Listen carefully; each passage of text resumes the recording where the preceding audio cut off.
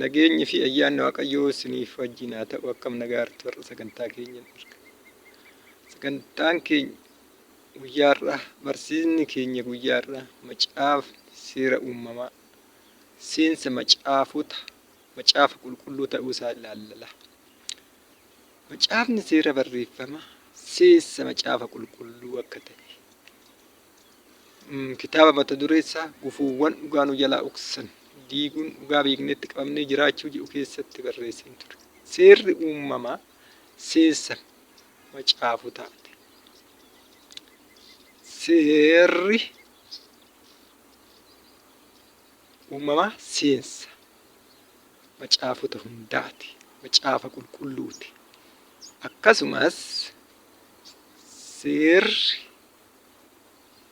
macaafni mul'ata Yohaannis immoo cuuffaa guduunfaa macaafa qulqulluuti jechuudha. Asirratti macaafa mul'ataa kana keessatti wanta gara fuulduraa ta'u future expect riisarchii adda addaa barreeffama. Wantoota gara fuulduraa ta'u haala amma jiru kana irratti ilaalamee tilmaama. Akkuma san seerri macaafni mul'ataa cuuffaa yookiin guduunfaa akka ta'e gara fuulduraan ilaalla. Har'a seerri uumamaa cuuffaa macaafa hundaa seensa jechuudha. Seensa macaafa hundaati yookiin seensa mana macaafa hundumaa bakka tokkotti walitti qabe seensa macaafata jechuudha. Seerri uumamaa seensa macaafata yommuu jedhamu seensi riisarchii tokko kitaaba tokko yommuu barreessinu maal akka of keessaa qabu jalqaba ilaaluun baay'ee barbaachisaadha. Ani yeroo baay'ee riisarchii adda addaa kitaaballee waan barreesse seensi kitaaba kiyyaa akkasuma seera uumamaa kunillee wanna kana hundumaa ni guuta. Jinjeeduu hin ta'in muuxannoo kallattii riisarchiiti.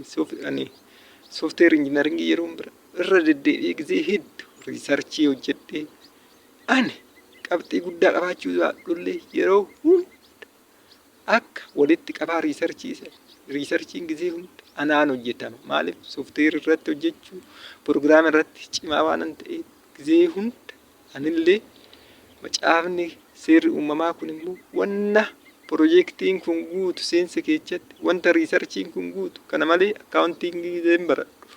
Seensi maal kontentii peejii seensaa maal akka ta'e tokko ilaaleen ture. Seensa irratti maal barreessina? Riisarchii ani hojjedhe keessa riisarchii giseen akkaawuntiingii inda faayinaansii baradhu hojjedhe keessa. Seensa yookiin introduction irratti this section is introduce background of the study. Background isaatu irraa jechuudha. Kan dura maal akka hojjetan, kan dura maal akka jiru, duubni isaa maal, hanga riisarchiin kun hojjetamtu wantoota jiru. Background isaa seensa keessatti barreeffama. Kanaafiti statement of the problem rakkoon jiru kun maal akka ta'e objectivii kaayyachoo maal research question scope in the limitation of the study the significance of the study the organization paper seensa keessatti introduction keessatti kanatu barreeffama. Macaafni qulqulluu hoo kanan guutaa kan jedhu har'a tokko waliin ilaalla jechuudha. Amma kan isin ibsi kana keessatti seensa keessatti background of the study kanaan dura maal akka fakkaatu fi maaltu akka hojjetamee jiru kana jechuudha. Background macaafni seensaa background ilmi namaa Waaqayyoon uumamu Waaqayyo uumaa bantii waaqaaf lafa hunduma dura jiraachuu Waaqayyo kun immoo abbaa ilma hafuura qulqulluu sadii ta'uu koottaa keessattuu seera uumamaa tokko 26 irratti koottaa akka fakkaattii keenyatti nama uumne isaanis qurxummii galaanaa irratti bineensota hunduma irratti akka mootummaa qabu. Maaliif akka namni uumame kallattii backgroundii namni uumame eenyu akka uume Waaqayyo abbaa ilma hafuura qulqulluu ta'uu as keessa ibsamee jira jechuudha. Statement of the problem. Rakkoowwata jiru. Seera uumamaa keessatti rakkoon jiru. Namni akkanatti uumame kun yommuu abboommii Waaqayyoo eeguu dadhabeetoo jannata keessaa ba'u. Jannan ibidda tikfamu kan argina jechuudha seessa keessatti.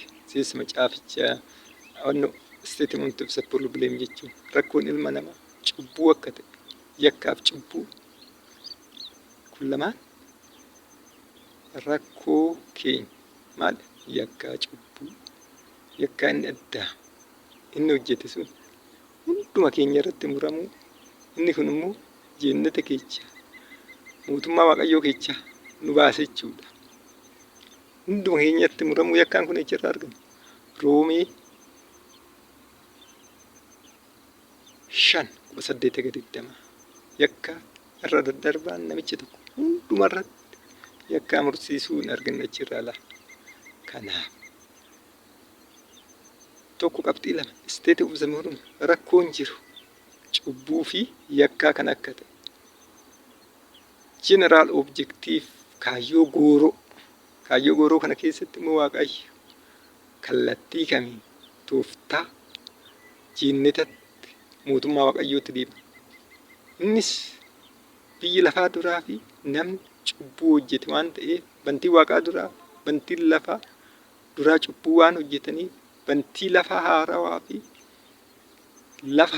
fi bantii Waaqaa haaraa uumetu ilma namaa jannatatti mootummaa Waaqayyootti akka deebisuuf kaayyoo guddaa Waaqayyoo kana. Kanaaf kaayyoo kana achi keessatti immoo wantoota tokkoon objektiivii qaba jechuudha. Seerri uumamaa kana hundumaa guute signifaat bu'aan seera uumamaa kun oduu seerri uumamaa kan jiraachuu baate wantoota adda addaa argachuu hin dandeenyu hubachuu hin dandeenyu jechuudha.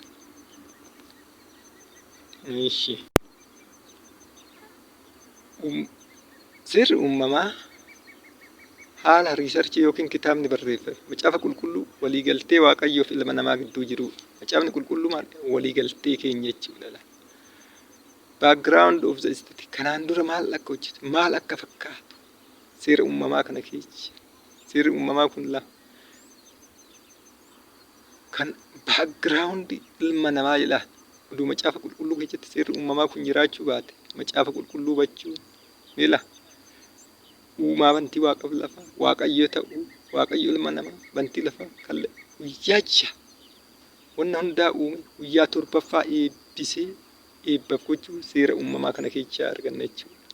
Kana qofaa miti ilma namaa uume sun abboommii cabsee yakkaa hojjete jannata kaayyoo uumameef keessaa baduu erga kaayyoo uumameef keessaa ba'e Waaqayyo immoo karaa Yesuus Kiristoos akka nutti araara seera uumamaa kanatti ibsa jechuudha. Kana qofaa miti eebbi kallattiilee ittiin deemu kitaaba qulqulluu keessatti waa'een Abrahaam bakka hedduutti barreeffame. Seera uumamaa kana wal nu barsiisa Abrahaam.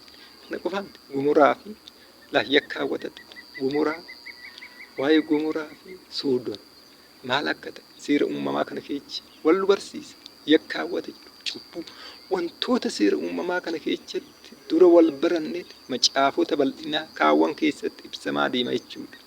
Kanaaf seerri uumamaa seensa macaafa qulqulluuti. Kana qofaa miti mila waa'ee eebbaa ulaalle eebba Abrahaam Noohi ijoollee Abrahaam Yisaaq Yaaqoob horteewwan ijoollee Israa'el lamaan kan wal nu barsiisu. Kun immoo horteewwan kunniin eebbi kun kallattiin ittiin deddeebi'u kan wal nu barsiisu seera uumamaati seensa jechuudha. Kana waa'ee Yoosef achirra aga Musee adeemsi kun horteewwan kun tokkoon tartiiba ittiin deeme kun kan wal nu barsiisu macaafa keessaa seera uumamaati jechuudha. Kana qofaa miti waa'ee cubbuu soota waa'ee Gomoraa waa'ee Abeelii fi waa'ee Abeel akkamitti obboleessi isaa ajjeese hinaafa kun immoo macaafa qulqulluu keessatti bakka hedduutti kan barreeffame wal nu barsiisa jechuudha. Laal seerri uumamaa mayaale macaafa qulqulluudhaan. Seerri uumamaa seensa akkuma riisarchiin tokko wanta kamiifiyyuu seensa akka ta'e sirriitti nu galuu qaba jechuudha seerri uumamaa. Statement of the problem. Abboomamuu diduu addaam abboommii waaqayyoo eeguu dadhabuu yakkaa hojjechuu. Yakkaan kun nama hundumarratti muramu kana laal seerri uumamaa kanaa wal barsiisa. Seerri uumamaa kana immoo ta'u macaafoleen kun wanuma kukummoo macaafa beekumsaaf sodaa waaqayyoo, macaafa fakkaattii beekumsaaf sodaa waaqayyoo, macaafa fakkaattii gorsaa fi humnaaf gorsaa, macaafa ogummaaf hubannaa, macaafa kana hundumaa seerri uumamaa seensa macaafa qulqulluudha. Seerri uumamaa dubbistu yoo dubbisan akkuma salphaatti waan namaa galuuf yaa saba yaa obboleewwan koo sirriitti seera uumamaa dubbisa. Seensa macaafa taate immoo toophikii watitti keessatti waa'ee macaafa beekumsaaf sodaa waaqayyoo akka toophikii tokkootti, waa'ee macaafa gorsaaf humna akka toophikii biraatti, akkasumas waa'ee macaafa ogummaa fi hubannaa fi macaafa fakkaattii tokkoon ilaalla jechuudha. Har'a seensa macaafaa kan ta'e seera uumamaa haala kanaanuun ibsu. Macaafni kun immoo akka macaafa kaawwanii cimaa yookiin namaa galuu waan didumaan hin taaneef tanmaanuun je'een gaha sirriitti dubbisaa. Macaafoleen nuti sirriitti cimaa ta'anii kan namaan galle icciitii cimaa qaban akka seera Lewwotaa kanaaf asirriitti gadi fageenyaan ilaalla. Seerri uumamaa immoo garuu salphaa namni harma salphaatti uumamu akkamitti uumame waan ta'eef macaafa icciitii baay'ee hin qabne waan ta'eef yaa obboleewwan koo yuutuubii kana sabiskiraabii sheerii go'aatu saba biraan gahaa waan dhaga'umaatti dhaggeeffattaniif waaqayyo sinaa eebbisu eebbifamaa nagaan ture.